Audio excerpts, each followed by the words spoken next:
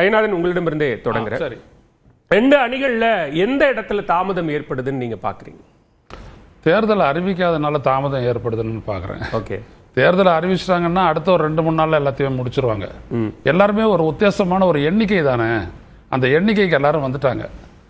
ஆனால் ஒரு இடத்துலையும் சில சர்க்கிள்கள்லாம் இருக்கு. அதில் ரொம்ப பிரதானமாக இருக்கிறது எங்கே அப்படின்னு பார்த்தீங்கன்னா பாரதிய ஜனதா அதிமுக கூட்டணிக்குள்ள. ஓகே, ஏன்னா பாரதிய ஜனதா கட்சியினுடைய எதிர்பார்ப்பு அப்படின்றது நான் அறிந்த வரையில் குறைஞ்சது ஒரு 30 எம்எல்ஏக்களையாவது அவங்க வந்துட்டு சட்டப்பேரவைக்காக போயிடணும் அந்த முறை அப்படின்றதுல அமித்ஷா உறுதியாக இருக்கிறதாகவும் அந்த நோக்கில் அவங்க வந்துட்டு செயல்படுறதாகவும் இருக்குது. ஆனால் எடப்பாடி பழனிசாமியை பொறுத்த வரைக்கும் என்ன அப்படின்னா பாஜகவினுடைய கூட்டணி அப்படின்னு வர பாஜக என்டிஏ அப்படிலாம் இல்லை. என்டிஏ கூட்டணி என்னையை உள்ளடக்கியது தானே. நீங்கள் உங்களுக்கான இடத்த நீங்கள் பாருங்க, மற்றவங்கள நான் பார்த்துக்கிறேன், அதோட முடிஞ்சிருச்சு. அதே நேரத்தில் அந்த எண்ணிக்கை அவங்க எதிர்பார்க்குற எண்ணிக்கையை தர்றதுக்கு அவர் தயாராக இல்லை. ஏன்னா எதிர்காலத்தில் வந்துட்டு அது ஒரு குழப்பத்துக்கு இட்டு செல்லக்கூடாது அப்படின்றதுனால அவர் அந்த மாதிரி ஒன்று பார்க்குறாரு. இது ஒரு சிக்கல், எந்த எதுவும் வெளிப்படாது. சரி, திராவிட முன்னேற்ற கழக கூட்டணியை பொறுத்த வரைக்கும் ஆஸ் இட் இஸ் நீங்கள் பார்த்தீங்க அப்படின்னம்னா அங்கே உள்ளூர ஒரு சிக்கல் வந்துட்டு இந்த ஆட்சியில் பங்கு அதிகார பகிர்வு அப்படின்ற ஒரு இடம் வந்துட்டு பார்த்தீங்க அப்படின்னா தொடர்ந்து ஒரு 3-4 பேர் தான் பேசிட்டு இருக்கிறாங்க. ஒரு மாணிக்கம் தாக்கூர், அப்புறம் கொஞ்ச நாள் பிரவீன் சக்கரவர்த்தி, இந்த மாதிரி ஆட்கள் தான் பேசிட்டு இருக்கிறாங்களே ஒழிய இருக்கக்கூடிய 18 எம்எல்ஏக்களில் ஒரு எம்எல்ஏவும் பேசலை. மற்றபடி வேறு எம்பிக்கள் யாரும் பேசலை. மூத்த தலைவர் என் பக்கத்தில் இருக்கக்கூடிய அண்ணன் கோபண்ணா போன்றவர்கள்லாம் பேசலை. அந்த கட்சியினுடைய காங்கிரஸ் கமிட்டியினுடைய தலைவர் அவரும் பேசலை. என்ன அப்படின்னம்னா அவங்க ஒரு விடயத்தை வந்துட்டு தெளிவுபடுத்திட்டாங்க. 22ஆம் தேதி குழு அமைக்க போறேன்னு திராவிட முன்னேற்ற கழகம் சொல்லிடுச்சு. அதுக்கு முன்னாடி இவர் என்ன சொல்லிட்டாரு அப்படின்னம்னா செல்வ பெருந்தகை, இதை 2 கட்சியினுடைய தலைமைகள் சேர்ந்து முடிவெடுக்கக்கூடிய ஒரு விடயம், அதோட நாங்கள் விட்டுறோம். அதாவது தொகுதி எண்ணிக்கையா இருந்தாலும் சரி, அந்த கூட்டணி அரசா என்ன அப்படின்றது. ஏன்னா மறுத்துட்டாரு ஸ்டாலின் வந்துட்டு திட்டவட்டமா மறுத்துட்டாரு. அதனால எண்ணிக்கை அப்படின்ற ஒரு விடயத்தில் தான் இங்கதான் ஒரு விஷயம் பார்க்க வேண்டியிருக்கு. தலைமைகளுக்கு இடையில உறவு நல்லா இருக்கு. அவங்க ஏதாவது சிக்கல் அப்படின்னாலும் அவங்க அந்த மட்டத்துல பேசி தீர்த்துப்பாங்க. இப்போ ஒரு நாடாளுமன்ற உறுப்பினர் இன்னைக்கு நடந்த மதுரை கூட்டத்தில் கூட பேசுறாரு. அந்த கருத்துக்கள் தொண்டர்கள் மத்தியில எதிரொலிக்கும். களத்துல தேர்தலுக்கு வேலை பார்க்க போறது தொண்டர்கள் தான். அது அவங்களுக்கு இடையூறா இருக்காதா? நிச்சயமா. அதுவும் மாணிக்க தாக்கூர் பேசுறது என்னன்னா அவர் என்ன சொல்றாருன்றத பாருங்களேன். என் பக்கத்தில் அண்ணன் இருக்கிறதுனால கொஞ்சம் சுதந்திரத்தோடு கூட நான் பேசுகிறேன். பாருங்க, அவர் சொல்கிறாரு கூட்டணி வந்துட்டு ஏற்புடையதும் அல்ல, அது உசிதமும் இல்லை அப்படின்ற மாதிரி பேசிட்டாரு.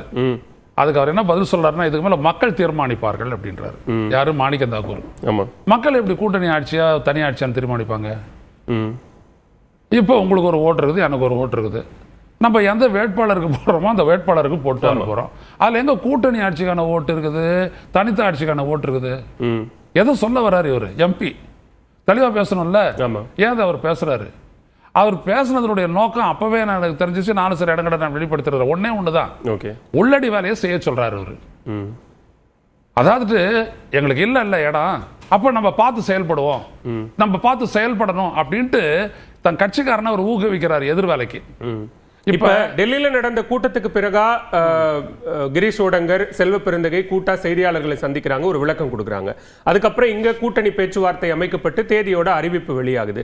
அதுக்கு பிறகாகவும் கூட டெல்லிக்கு அழைத்து ராகுல் காந்தி இருவரையும் சந்தித்தார்னு சொல்லப்படுது. இவ்வளவு நடந்தும் கூட தொடர்ச்சியா அப்படி பேசிக்கிட்டே இருக்காங்க அப்படின்னா அதுக்கு ஏதாவது காரணம்? அதுக்கு ஒரு பின்னணி இருக்குது. கேசி வேணுகோபால் இருக்கிறாரு. நம்ம பட்டவர்த்தனமா சொல்லுவோம், ஏன்னா அண்ணனும் இருக்கிறாரு பதிலாம் சொல்லுவாரு. பட்டவர்த்தனா சொல்லுவோம். கேசி வேணுகோபாலுடைய நோக்கம் என்ன? விஜய்க்கு வந்துட்டு கேரளாலேயும் ஆதரவு இருக்குது, அதை நம்ம பயன்படுத்திக்குவோம். நாளைக்கு காங்கிரஸ் ஜெயிச்சதுன்னா நம்ம முதலமைச்சர் ஆகக்கூடிய வாய்ப்பு இருக்குது, ஸ்ட்ரெங்தன் பண்ணிக்கிறலாம் அப்படின்னு நினைக்கிறாரு. அது கேரள மக்கள் வந்துட்டு வந்தாங்க, ரசிச்சாங்க, அதுக்கப்புறம் வாக்களிப்பாங்களா இல்லையா அப்படின்றது இங்கேயே அந்த பிரச்சனை இருக்குது. அங்கே அது ஒன்று. ரெண்டாவது இன்னொரு விட என்னன்னா, ஒரு பின்னணி இல்லாத எவ்வளவு தூரம் மாணிக்க தாக்கூர் பேசிட்டு இருக்க மாட்டார். இதை நீங்க கவனிக்கணும்.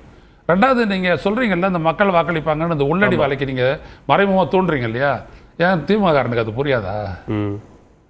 இது ஏற்கனவே 80ல் வந்துட்டு ஒரு அனுபவம் பட்டு அது எவ்வளவு தூரம் அந்த காங்கிரஸுக்கும் திமுகவுக்குள்ளேயும் பெரிய உரசல் ஏற்பட்டுச்சுன்னு அண்ணனை போன்றவர்களுக்கு நல்லா தெரியும். 80ல் மக்களவை தேர்தலில் ஜெயிச்சதுக்கு பிறகு சட்டப்பேரவை தேர்தல் வரும்போது சமபாதி இடங்களுக்கு கொடுத்தும் கூட மிகப்பெரிய அளவில் தோல்வி அடைஞ்சிச்சு இந்த 2 கூட்டணியும். 38, 34 அந்த நேரத்தில் அவ்வளவுதான், அந்த அளவுக்கு முடிஞ்சு. அவர் அவ்வளவு கூட பின்னாடி போல 2006 சொல்றாரு. நம்ம 2006 மாதிரி 2026 விட்டுறக்கூடாது. 2006ல ஒரு நல்ல வாய்ப்பு கிடைச்சது, நம்ம அதை விட்டுட்டோம் அப்படின்ற. யாரு தீர்மானிச்சது? 2006ல் வந்துட்டு கலைஞர் தான் சீஃப் மினிஸ்டர் அப்படின்னு யாரு தீர்மானிச்சது? சோனியா காந்தி தீர்மானிச்சாங்க. சொன்னார்ல கலைஞர், இதோ இருக்காரு, இல்லைன்னு சொல்லட்டும். அவங்க தானே சொன்னாரு, நான் அப்படின்னா நான் வேணாம், கூட்டணி ஆட்சினா நான் வேணாம், நான் முதலமைச்சராக பதவி ஏற்க மாட்டேன், இல்லை கிடையாது அப்படின்னு சொன்னாரு. ரெண்டாவது, அது வந்துட்டு ஒரு மைனாரிட்டி கவர்மெண்ட் நீங்க எப்படி சொல்லுவீங்க? கூட்டணியா நின்று ஜெயிச்சுட்டு நீங்க ஒரு 34, பாட்டாளி மக்கள் கட்சி ஒரு 18, அப்புறம் மத்த கட்சிகள்லாம் சேர்த்து எவ்வளவு இடங்கள் அது வந்துச்சு? 160க்கும் மேல. அது செல்வி ஜெயலலிதா அவங்களுடைய வசதி அவங்க சொல்லிக்கிட்டாங்க, இது மைனாரிட்டி கவர்மெண்ட், இது மைனாரிட்டி கவர்மெண்ட் அப்படின்ட்டு. ஆனா அப்படி சொல்ல முடியுமா? அது அப்படின்னா மைனாரிட்டி கவர்மெண்ட்னா அப்பவே நான் பத்திரிகையாளர் இருந்தபோது எழுதினேன், நம்பிக்கையில தீர்மானம் பண்ணி தூக்கி போட்ட வேண்டியதானே அப்படின்ட்டு. முடிச்சுதா அவங்களால? ஒரே ஒரு நம்பிக்கையில தீர்மானம் கொண்டு வர முடிஞ்சுதா? இல்ல. திராவிட முன்னேற்ற கழக ஆட்சிக்குதுரா? அப்ப என்ன விடயம் அப்படின்னோம்னா, அரசியல் வசதிக்காக எதையும் பேசக்கூடாது. மாணிக்கம் தாக்கூர்.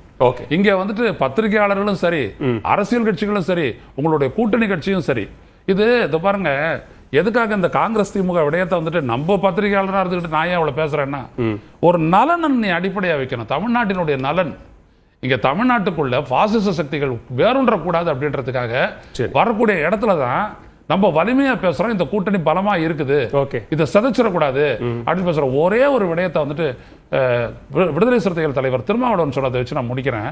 போன முறை அது வந்துட்டு 3வது இடம் கேட்டு அவர் பெரிய அளவுக்கு அவர் எதிர்பார்த்த போது திமுக இருந்து வரல.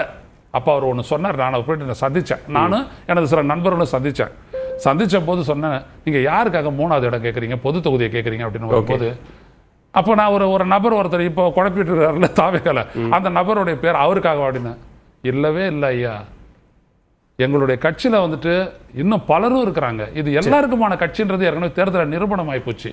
நான் வந்துட்டு போட்டியிடக்கூடிய சிதம்பரம் தொகுதியை கூட விட்டு தர தயாரா இருக்கிறேன். 2ல 1 விட்டு தந்து ஒரு பொது தொகுதியில் நின்னா அதுல சிறுத்தைகள் ஜெயிக்கணும்னு நான் பாக்குறேன், வேற ஒண்ணும் இல்லை அப்படின்னா.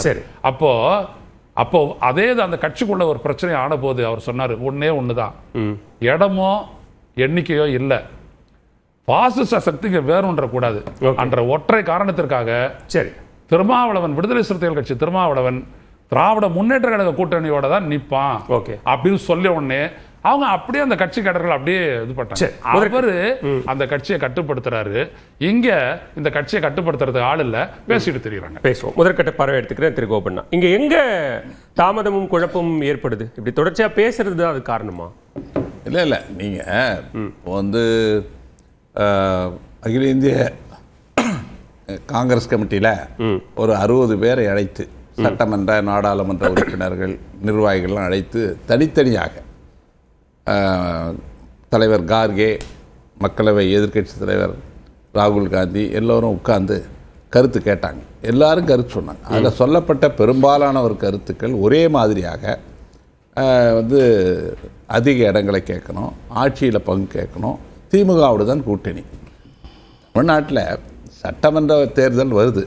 சட்டமன்ற தேர்தலில் யார் போட்டியிட விரும்புகிறார்களோ அவர்கள் அனைத்து நண்பர்களும் திமுக கூட்டணி தான் விரும்புகிறார்கள். ஏன்னா திமுக கூட்டணி தான் ஒரு வெற்றி கூட்டணி தமிழ்நாட்டை பொறுத்தவரை.